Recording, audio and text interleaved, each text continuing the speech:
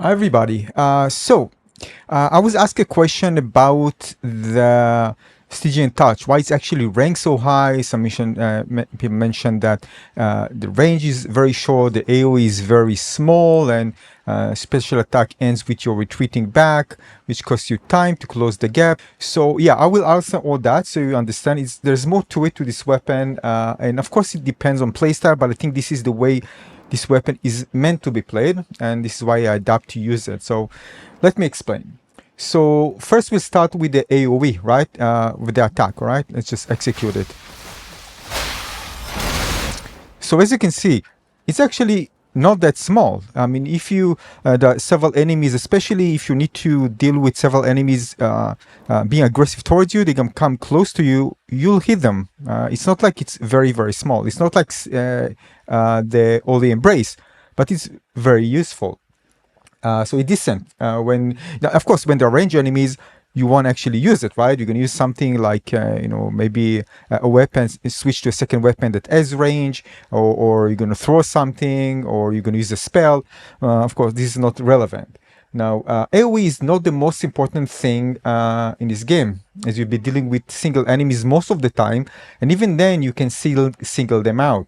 Now, enemies do catch up to you, they will come very close, and you'll be aggressive and you'll be able to catch them with the skill. And usually when there are these type of enemies, they are very much trash enemies you can eliminate pretty fast, so they're not really poses a big risk to you.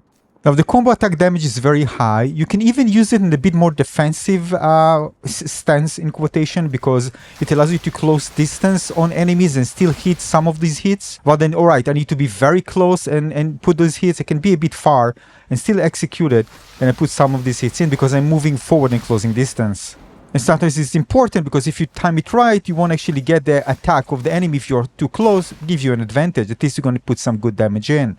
And maybe don't get retaliation, your animation will finish so you can continue attacking rather than starting it when you're very close to the enemies and they retaliate fast. So again, if you just go crazy attacking and do what a random skill attack, well, you probably won't get the 100% of what this weapon is capable of. That's what I'm trying to say.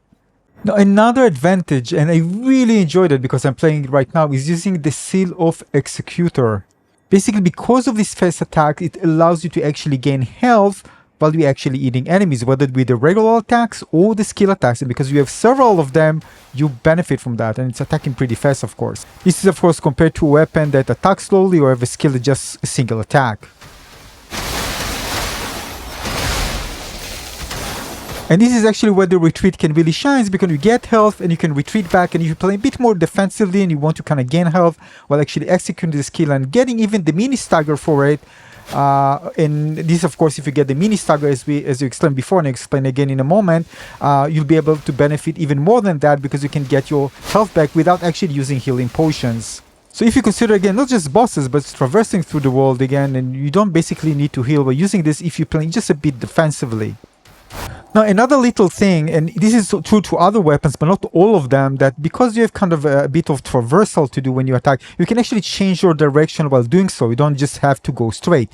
Some weapons have this, it's less effective, but here, for example, if I want to attack an enemy and move to the next enemy, I can just change the direction I'm actually moving to eat the other enemy. It's a little thing, but it's important if you have, a bit of traversal to do with and you're still hitting enemies, it's a nice thing to have. You do get defenses last, so you need to kind of compensate for that. But I think the most important thing to note here is that, again, if you already kind of experience going to New Game Plus and using parry well or dashing well, and you're more good on your defenses, you actually can really enjoy this extra, because there are many situations where you want to, you heal, you spend healing, or you get to like 70%, but if you spend this healing for 30%, it's just a waste. Of course, you can use consumables, but here it's kind of like built in.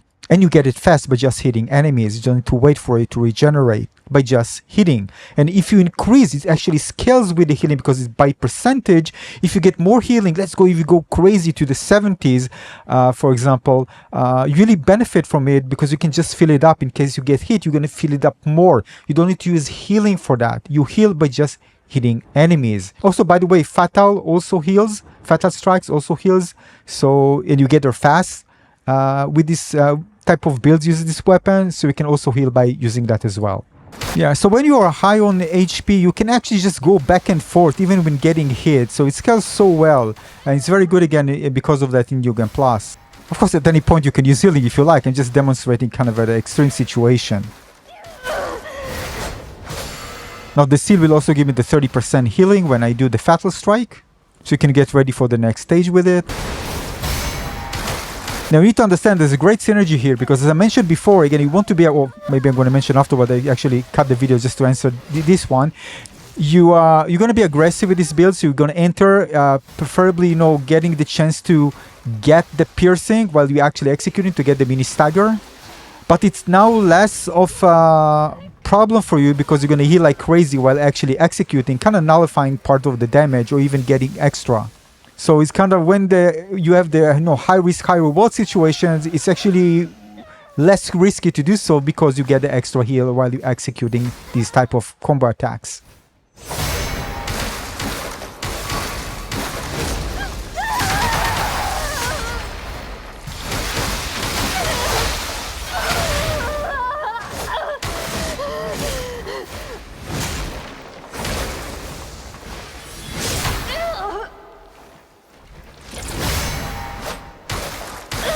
Alright, so no healing needed here, just playing around with the healing.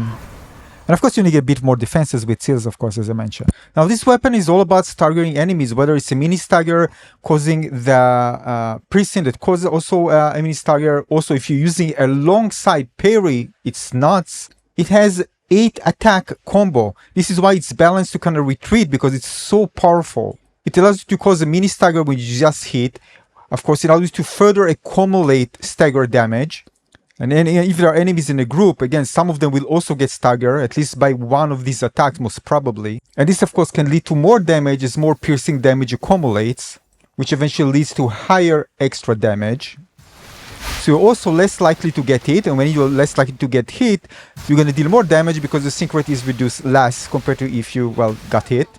But I think many people might be missing. This weapon is great for combining regular attacks. Most of the time you don't actually want to spam your skill because it reduces your regular damage because you spend sync in order to execute it. And the retreat, by the way, is not that bad. You can easily with one dash close distance again. And then you can just release another set of 8 combos if you like. As you can see here. So the way we want to use this weapon is basically timing your skill when the sync is relatively low, the enemy sync, which allows you, again, once you get the piercing for staggering alongside stagger because you're already reducing the enemy sync to really stagger bosses for a long time. That allows you, first of all, to continue your regular attacks, increase, of course, your sync rate so you can deal more skill, so combo more skill attacks and deal more attack damage with your regular skill. And if you combine this with parry, basically bosses are just useless against you. You can basically deplete enemies' HP bar almost completely, if not completely, with just a few sets of combo attacks and regular attacks. And to make the best of it, make sure your conversion is relatively high, because then you can really execute this routine and basically just delete bosses with it. Now here, even without the skill, I can just parry, for example, do regular attacks, keeping my sync rate high. She gets down because of 0. Then I can continue attacking and getting the piercing damage and, of course, the stagger after. So if you know how to use it well and time your skill correctly, not just waste it and trying to get crazy with it, you're going to find that you have you comboing basically staggering with this weapon and bosses just becomes useless. They can't really do anything to it. And if they do one attack, you can just parry them or dodge the attack. Now, there are different ways to approach it. First of all, if you use parry, for example, you can parry and just execute the skill right after because enemies kind of staggered for a bit.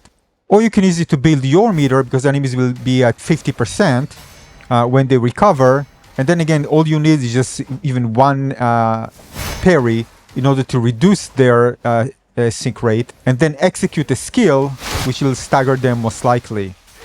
And then it kind of going to be mini staggered, and then you can just follow up with whatever you like. And best you get to a situation where you don't allow them to climb their sync rate, keep it low, and of course the moment you keep them low, the more likely you're gonna get them stagger again if you reduce their, of course, sync rate to 0. And you can also get, of course, the big stagger, which allows you to do Fatal Strike, And in Fatal Strike, by the way, you can go Fatal Strike or just go crazy with your skill, which is also deals massive damage, if not more than your Fatal Strike if you haven't extended it. Even with it being extended with 30%, you might deal even more damage by just comboing. Sometimes so aggressive because I count on my attacks to actually deal this piercing damage and just stagger the enemy. And when this happens, it's very, very satisfying. And on top of that, I feel like Wolverine. So I don't know about you, but it's super fun to play with this weapon. Now, of course, I tested it in also New Cycle 5 as well, of course, New Game Plus, against variety of bosses, trying to be kind of a more aggressive to see, how much I get hit and try different seals and see how it works. Our persistence, I can actually be using this weapon against variety of enemies, how it compares against some similar weapons, and really trying to understand the best way to actually execute attacks, their timing, in order to make the best out of it. So I can in no doubt tell you that the pros definitely outweigh the cons in this case. So you get so much stagger value out of this weapon, which eventually leads to higher DPS, because again, you get less hit less, you get less disrupted with your attacks, you can follow up with more attacks, which increase your also conversion and also increase your damage. And you're less likely to get interrupted, especially if you stun enemies a lot. And this is eventually what leads to bosses and enemies just being deleted faster. So don't just spam your skill with this weapon. It wasn't designed for that. And aside from that, the retreat can actually at certain situations can be an advantage, especially that it's so easy to close distance with just one dash. But it is punishable to some degree, and of course I see it personally as a disadvantage to some degree, because again, I want to be very aggressive with this weapon. But it's not a massive one. And for all these reasons, and probably more, I think this weapon deserves to be an S tier weapon, no doubt about it. I took the plus sign for it, yeah, because I don't think it deserves it, but definitely the S tier for me, for sure. Thanks for watching.